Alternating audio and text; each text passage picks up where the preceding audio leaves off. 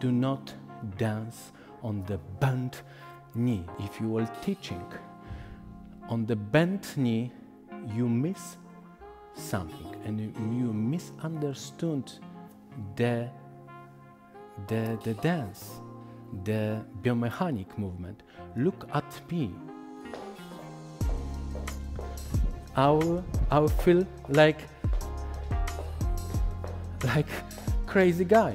When I will walk, my knee just work.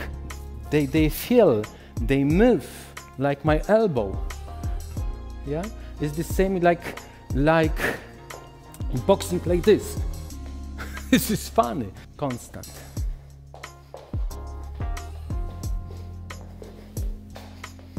Oh my gosh, everything's stuck. I can't control my body after 35 years. Now, when I move, when I walk, yes, I can move. There, I can move. I can feel my body.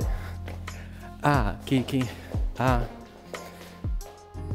the bent knee, you don't see my legs, but you see my energy.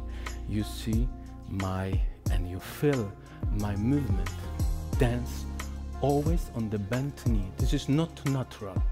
I was Captain Salsa. See you next time. Bye.